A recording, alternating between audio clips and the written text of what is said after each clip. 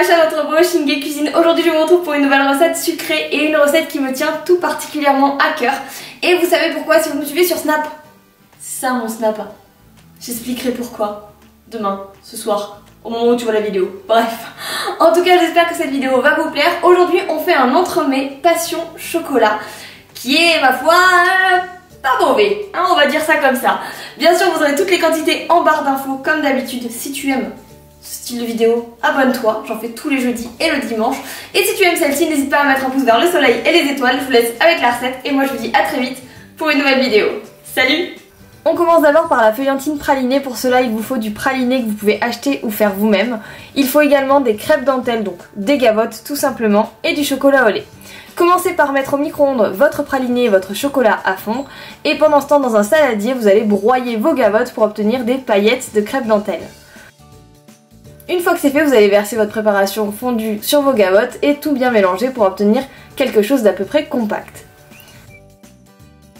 Sur une feuille de papier sulfurisé, je mets ma préparation et je vais l'étaler d'abord grossièrement avec le dos de ma cuillère, puis mettre une deuxième feuille de papier sulfurisé par-dessus et passer mon rouleau à pâtisserie pour obtenir une surface plane et d'à peu près un demi-centimètre. Je mets le tout au congélateur. Je passe maintenant à ma mousse. Pour cela, il me faut de la purée de fruits de la passion, ici que j'ai acheté chez Audio, de la crème, de l'eau, des œufs, de la gélatine en feuilles et un peu de sucre. On va d'abord faire fondre la gélatine que j'ai préalablement réhydratée dans de l'eau froide dans ma purée de fruits de la passion. Pendant ce temps-là, je vais faire une meringue italienne, donc je mets de l'eau, du sucre à fondre dans une casserole et le tout doit atteindre la température de 121 degrés. Pendant que mon sirop monte en température, je vais pouvoir battre mes blancs en neige, donc il faut qu'il soit quand même bien ferme. Et lorsque le sirop a atteint la température de 121 degrés, je peux le verser délicatement sur mes œufs en continuant de battre. Je vais continuer à battre mon mélange jusqu'à ce que ma préparation ait bien refroidi. On continue avec la crème liquide que je vais monter en crème fouettée, donc il faut qu'elle soit bien froide dans un récipient bien froid. Une fois que c'est bien monté, je vais pouvoir incorporer une petite partie dans ma purée de fruits de la passion que j'ai fait descendre à 27 degrés. Je mélange d'abord grossièrement cette première partie pour éviter en fait après que mon mélange ne tranche une fois que je vais remettre toute ma préparation dans le restant de ma crème fouettée. Et là je vais incorporer, donc faire des mouvements de bas vers le haut pour obtenir une mousse légère et onctueuse. Une fois que c'est fait, je passe un petit coup de fouet très rapide pour enlever les plus gros grumeaux qui restent. Et je vais ensuite mettre ma meringue italienne qu'on a fait préalablement et qui était bien redescendue en température. J'incorpore délicatement. On passe maintenant à la ganache. Il me faut de la purée de fruits de la passion également, du chocolat au lait en pistole ici mais vous pouvez le prendre en tablette et du beurre. Dans ma purée de fruits de la passion, je vais faire fondre à la casserole mon beurre et le porter à ébullition. Dans un récipient, je vais mettre mon chocolat et avec ma préparation qui est bien chaude, en 3 fois, je vais faire fondre mon chocolat, donc doucement pour obtenir une ganache belle et brillante. Vous pouvez passer un coup de robot à la fin si vous voulez qu'elle soit vraiment bien lisse. Je laisse ça retomber un petit peu en température. Je passe déjà au dressage de mon gâteau et ici dans un moule en silicone en forme de demi-sphère, je vais couler d'abord une bonne partie de ma mousse et je vais d'abord rabattre un petit peu ma mousse vers les parois de mon moule histoire qu'il imprègne vraiment entièrement mon moule. Je mets le tout au congélateur pendant à peu près 30 à 40 minutes. Pendant cela, je m'occupe de la feuillantine, donc je vais faire d'abord un cercle adapté à mon moule précédent. Et je fais également de même avec ma génoise, que je vais couper tout simplement également au ciseau, c'est bien plus simple. Pour la génoise, vous avez la recette dans le petit i. Ma préparation est déjà bien prise et je vais pouvoir maintenant vraiment bien re-rabattre le reste des côtés pour obtenir une épaisseur assez suffisante sur les côtés.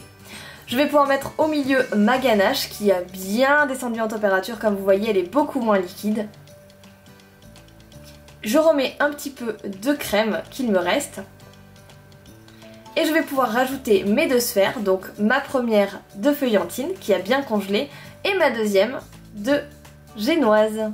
J'appuie bien pour que tout soit bien compact. Je mets toute cette préparation au congélateur au minimum pendant 3 heures. On passe maintenant au glaçage. Il me faut de l'eau, des colorants hydrosolubles rouge et jaune ici, du sucre, du glucose, de la crème, du chocolat blanc et de la gélatine en feuilles. On va mettre dans une casserole l'eau avec le sucre et le glucose et monter tout ça en température jusqu'à 121 degrés. Pendant ce temps-là, je mets de la gélatine dans ma crème liquide froide, peu importe, bien sûr ma gélatine est déshydratée comme vous le voyez. Et je vais verser ma préparation que j'ai fait chauffer préalablement pour faire fondre ma gélatine.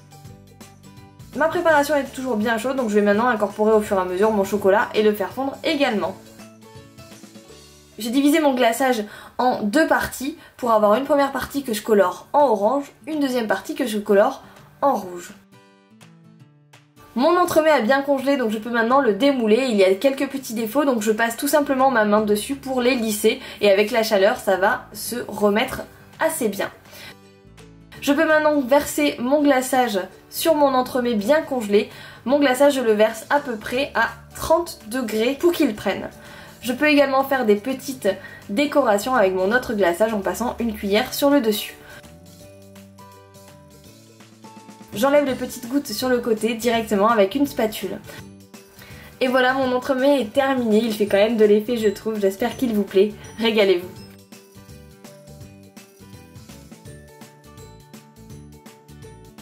Qui me tient très particulièrement à cœur, et très particulièrement à cœur ce n'est pas français. Tout particulièrement à cœur, oui, on refait. Ça commence. Aujourd'hui je vous retrouve pour une recette sucrée qui me tient tout particulièrement, et j'ai du mal à le dire, donc je refais. Et cuisine. Aujourd'hui je vous retrouve pour une oreille. Ça devrait aller vite. Oui, on n'est pas sur de la rapidité aujourd'hui, hein. Qui me tient tout particulièrement à cœur et vous savez pourquoi, si vous me savez. Si vous me savez.